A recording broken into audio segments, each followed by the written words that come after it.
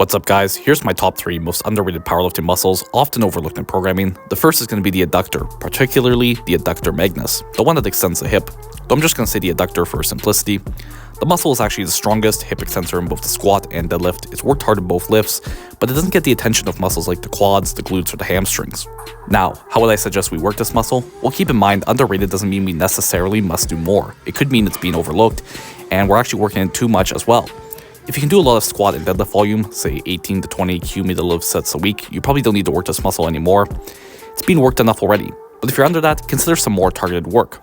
It will be worked on any hip extension focused movements, so stiff-legged or Romanian deadlifts are a great choice.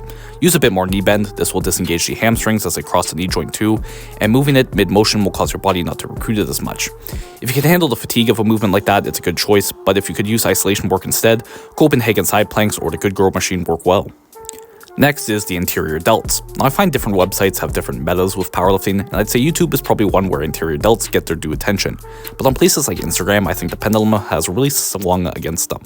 People talk about avoiding shoulder work to save the fatigue for bench, and yes, fatigue management is an important consideration. The anterior delts have high recruitment levels at maximal weights on bench, so they are helping us at a max. But at more submaximal work, they aren't as targeted. The pec takes over more proportionally, so most powerlifting volume done submaximally will not target it as well. We can thus use some targeted work. Some front raises or shoulder pressing of any kind can work. And on the fatigue thing, I think a lot of powerlifting shoulder issues come from people being hyper-specific with no movement variation, which has been shown to be important for preventing injury. Now lastly is the medial and lateral heads of the triceps. Now people work their triceps, but they're not too specific with it. I think most of you know the triceps has 3 heads, but only 2 of them are really used on the bench press. Why is that? Well, the long head crosses the shoulder joint, and it can act as a shoulder extensor.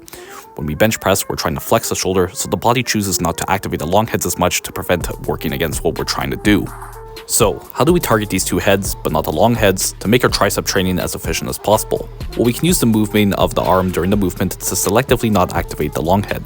It can mean doing a triceps extension that involves a bit of upper arm flexion during the movement, or this could be tricep movements like dips or jam press that naturally involve a bit of shoulder movement as well.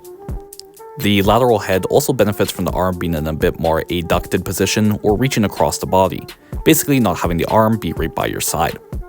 So that's basically it guys, 3 of the most underrated powerlifting muscles in my opinion, 4 if you count the 2 heads of the triceps. Hope this helps make your training more efficient. Please like, comment, and subscribe if you haven't already, and once again, thanks for watching.